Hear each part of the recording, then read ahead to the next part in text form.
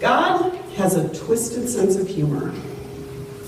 On a Sunday when a certain pastor of a certain congregation might begin to feel just a little bit proud, maybe cocky even, kind of full of herself, that this congregation was welcoming 2 new members, 2 amazing people. They're joining this church. On that Sunday, the assigned Bible lesson has to be the story of a church where membership jumped from 120 to 3,000 after the pastor preached 1 sermon.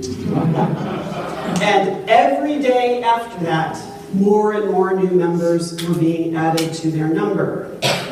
Very funny, God. Just when I thought we were pretty hot stuff by attracting 2 brand new members, God hands me that story and says, try to preach about that. 3,000 new members in one day. And every day after that, more and more members being added. Okay, so that's what it feels like for your ego to deflate. 2, 3,000. Once in 2 years, every single day. I get it. The Bible does say that we're supposed to walk humbly with God, and I certainly feel humble.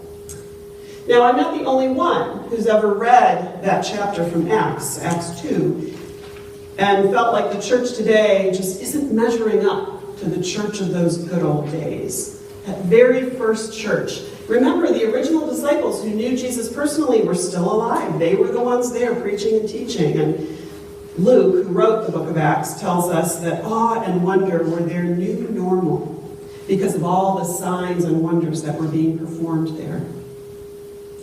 A quick glance through all the literature that's been written about this particular chapter of the book of Acts shows that lots of people do this compare and contrast. Early church with its thousands equals good. Contemporary church with its shrinking membership numbers equals bad. There are a whole lot of people out there, and I found them on the internet this week, who think that unless churches today are adding thousands of new members every day and witnessing awe-inspiring signs and wonders during every single worship service they have, then they're a failure. In fact, I stumbled onto what is called the Acts 2 church movement. They have their own websites. They have their own taglines like, "We have the vision to strengthen your church numerically." It's creepy. They even have cute acronyms they throw around on their websites. A2N, which is Acts 2 Network. Now, for those of you who are really careful listeners, and by that I mean you weren't doing your grocery list in your head while Susan read Acts 2. For those of you who were listening carefully, you heard that in that earliest church in Jerusalem, one of the amazing things that was happening there was that the members had all things in common. They would sell all their possessions and goods and distribute the proceeds to all as any had need. They had all things in common. They would sell their possessions and goods and distribute the proceeds to all as any had need. Now, if Acts 2 really was the template for us that we're supposed to be following, just what would that mean? Can you imagine any pastor getting up in front of the congregation and saying, "Friends, the Holy Spirit is leading us all towards an Acts 2 communal ethic of sharing and caring, so if in the coming week you would please go and sell your, liquidate your savings account, sell your stock portfolio, pull all that money out of your IRA, sell your car and your house, and bring that money to church next week, because we're going to put it all in a common pot, and won't that be great?"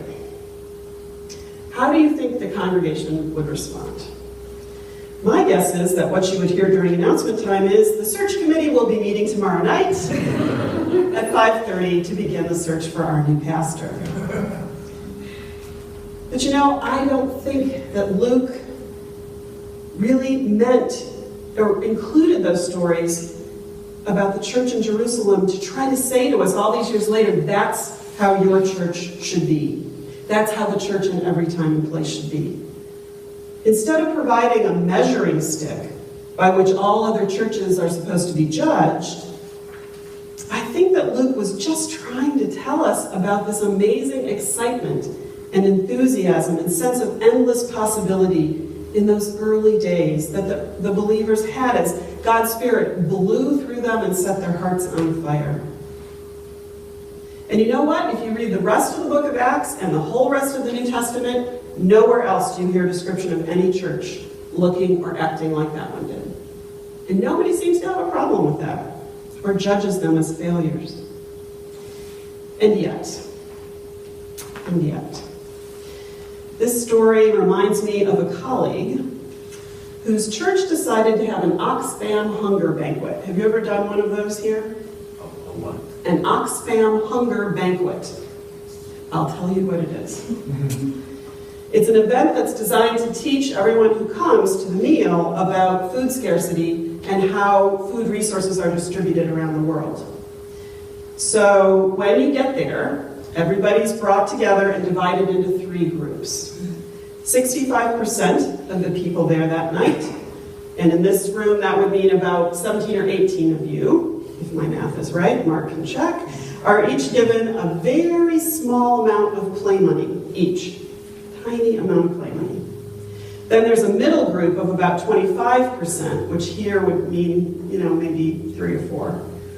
They're given a slightly larger amount of play money to hold in their hand.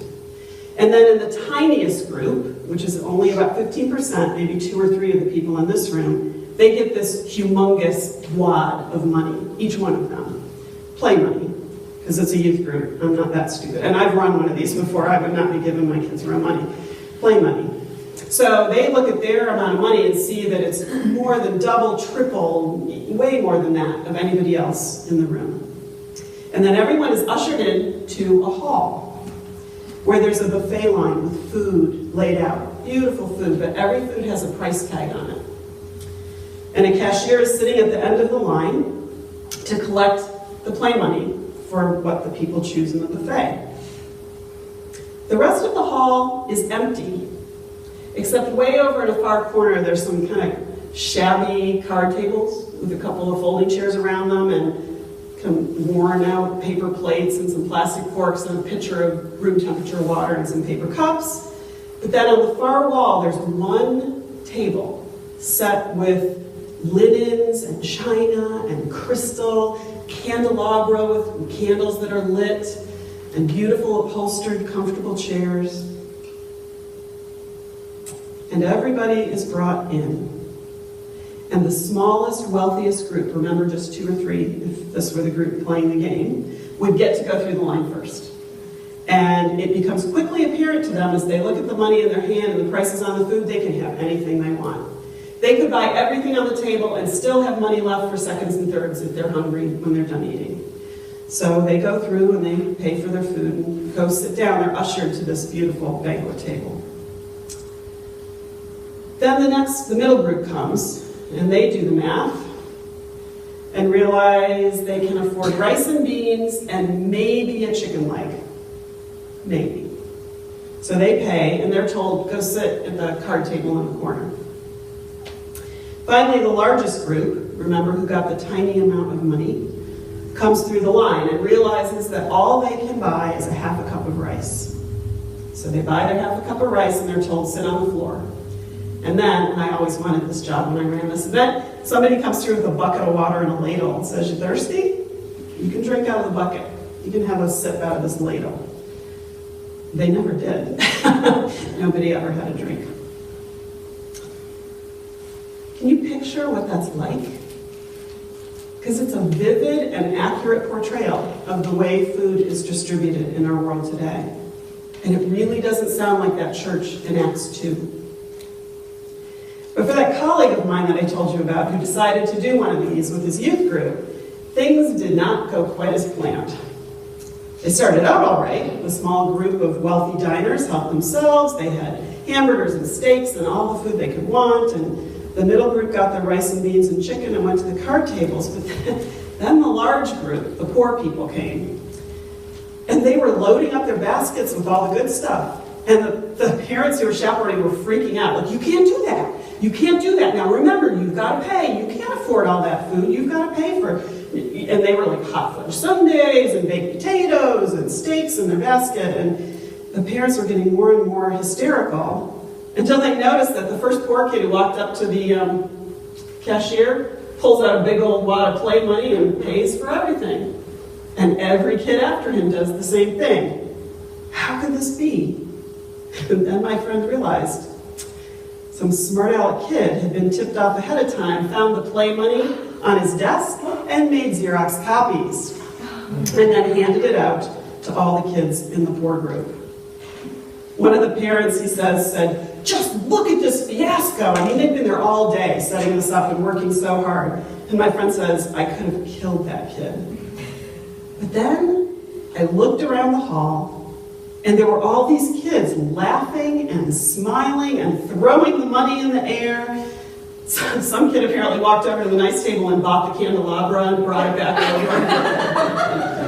over. They were having a blast. And he said they were sharing everything, they were giving and receiving, they were shaking their fists at the world order. And I just had to shake my head and smile and laugh.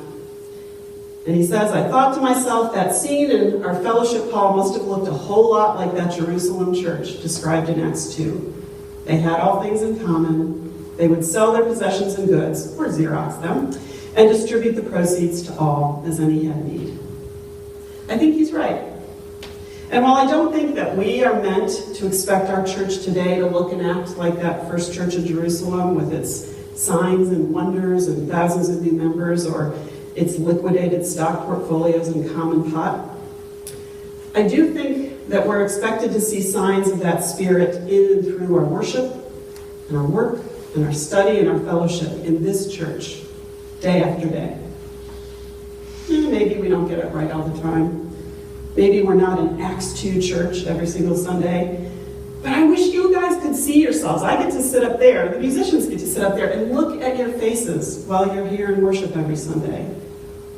You're great. You're wonderful. And it's very clear the Spirit is at work here. The way you feed each other after church. I've never been in a church who has coffee hour the way you people do. It's amazing. But then you also turn around and feed people in need in the community during Monday meals. You have joy on your faces when you're singing or receiving communion. But you also have joy on your faces when you're creating that Thanksgiving basket or buying Christmas gifts. The number of people I caught out at that little Christmas tree going, I want to buy a toy. I don't want to buy a hat. I want to buy a toy. You were having so much fun shopping for that family that couldn't afford toys for their kids.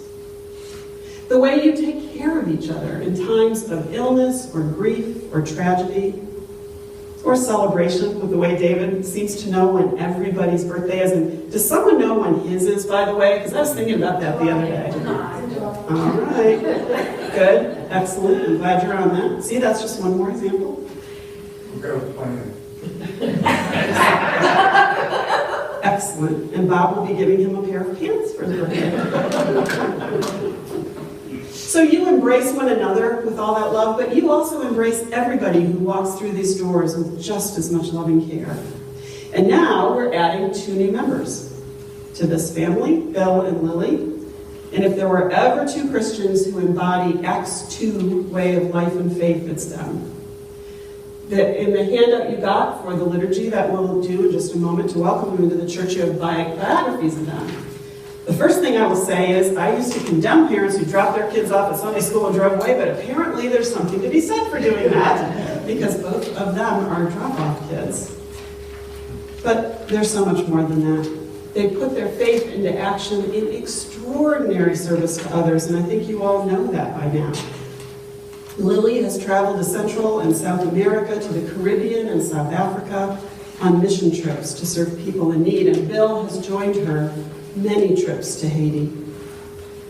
And as you know, Bill is about to set out on a 1,700-mile bike ride from San Francisco to Santa Fe to raise money to build 2 homes for people in need in Haiti. I stand in awe of that kind of commitment to embodying Christ's love for this world, their love for the least and the last and the lost. And we are blessed that they have decided to call this church home. Now, I started the sermon admitting that my pride at our taking in 2 members was quickly humbled when I considered the story of the church next to. But on second thought, I am pretty proud that these 2 amazing people have chosen to join this church, a church family of which I am immensely proud. And I'm humbled too. I'm humbled that God has placed Bill and Lily in our care. And I'm excited to see what God has in store for us as we journey on together in faith. I think it's plausible that maybe one day, 2,000 years from now, someone will write of this church. At Faith Lutheran Church, they devoted themselves to the apostles' teaching and fellowship, to the breaking of bread, and to prayer. Awe came upon everyone because of many wonders and signs being done in their midst. All who believed were together and had all things in common. They'd sell their possessions and goods and distribute the proceeds to all as any had need. Day by day, as they spent much time together in their church, they broke bread, and this is the part I'm sure they will say, and ate their food with glad and generous hearts, because you do know how to do that, praising God and having the goodwill of all the people. And day by day, the Lord added to their number those who were being saved. And this day, the Lord has added to our number, and for that, we're grateful.